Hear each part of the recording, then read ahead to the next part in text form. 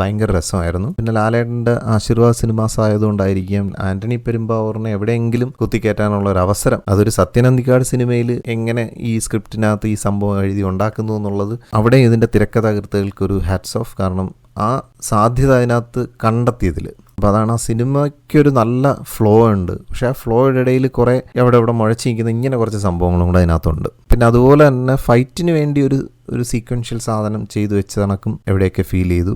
പക്ഷെ അതും കൂടെയൊക്കെ വരുമ്പോൾ മാത്രമേ ആ ഒരു കഥാപാത്രത്തിൻ്റെ ഒരു സ്ട്രെങ്ത് നമുക്ക് ഫീൽ ചെയ്യത്തുള്ളൂ. അതിന് വേണ്ടിയിട്ടായിരിക്കാം അങ്ങനെ ചെയ്തിരിക്കുന്നത്. അപ്പോൾ ലാലേട്ടൻ കുറേ വർഷങ്ങൾക്ക് ശേഷം അദ്ദേഹത്തിൻ്റെ ഫേഷ്യൽ ജെസ്റ്റേഴ്സ് അല്ലെങ്കിൽ ആ ഇമോഷണൽ ജെസ്റ്റേഴ്സ് അത് ഫേസിലൊക്കെ ഇപ്പോൾ നന്നായിട്ട് തെളിഞ്ഞു തുടങ്ങിയിട്ടുണ്ട്. ഇടക്കാലമായിട്ട് അത്രത്തോളം അത് നമുക്ക് നോട്ടീസ് ചെയ്യാൻ കഴിഞ്ഞിരുന്നില്ല. കാരണം അദ്ദേഹം ഫുൾ ബിയേർഡ് വെച്ചൊക്കെയാണ് അഭിനയിച്ചിരുന്നത്. പക്ഷേ ഈ ഒരു മുഖത്ത് അദ്ദേഹത്തിൻ്റെ പഴയ ഓരോരോ വികാരങ്ങൾക്കും അദ്ദേഹം കൊടുക്കുന്ന ഒരു മുഖഭാവങ്ങളുണ്ട്. അതാണ് ലാലേട്ടൻ എന്നുള്ള ഒരു ആക്ടറിനെ മറ്റ് ആക്ടേഴ്സിൽ നിന്നും വളരെ വ്യത്യസ്തനാക്കി മാറ്റുന്നത്. ആ ഒരു സംഭവം ഇപ്പോൾ വീണ്ടും ആ മുഖത്തങ്ങനെ വിരിഞ്ഞു തുടങ്ങിയിട്ടുണ്ട്. അത് കാണാൻ തന്നെ ഒരു കലയാണ്. എന്നാലും സിനിമ എനിക്ക് 100% വർക്കായി. അതുകൊണ്ട് തന്നെ ഞാൻ ഈ ഒരു മൂവിക്ക് ഔട്ട് ഓഫ് 10 തന്നെ റേറ്റ് ചെയ്യാണ്.